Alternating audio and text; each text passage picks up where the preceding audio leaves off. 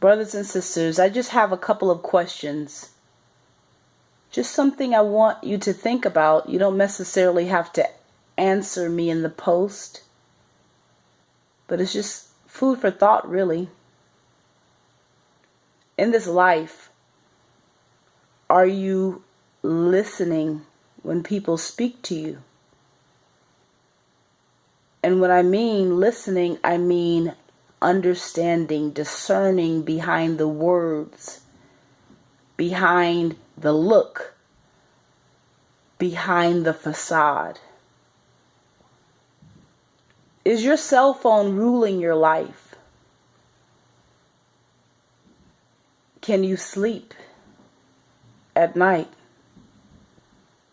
Do you feel like you have to answer every text, every email, every call, even though it could be interrupting your peace?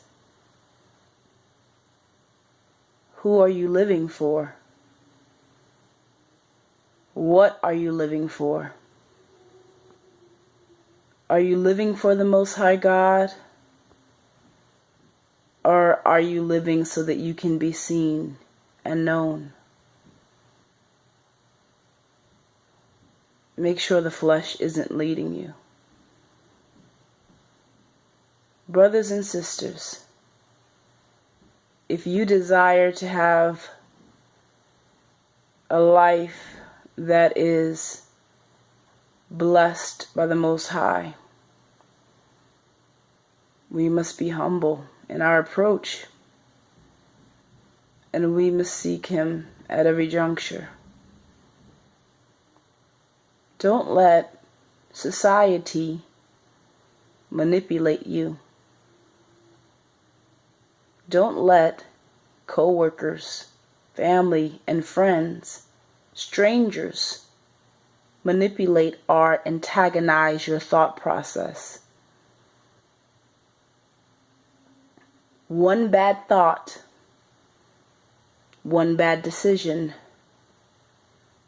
could lead you to a path of destruction.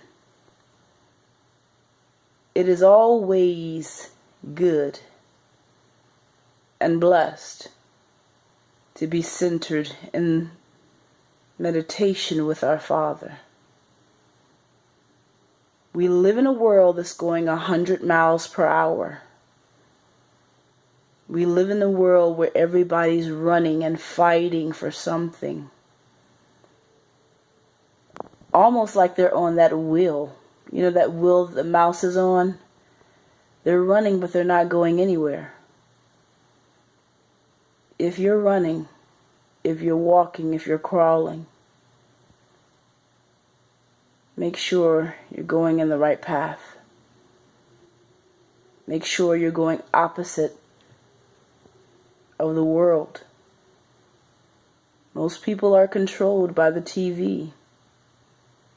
Most people are intimidated because they feel like they have to keep up a facade. My question to you is, when you die,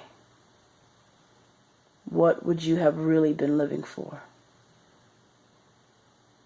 When you pass away, because we don't know the day nor the hour, what would you have really been living for? You have to stop. You have to turn off the TV sometimes and back away from the cell phone, back away from people in your ear, back away from gossip, back away from all distractions. Because if you don't, you can get lost in this big, small world of deceit.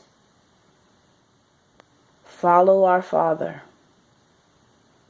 so that He can guide your path. But I challenge you to take the road less traveled.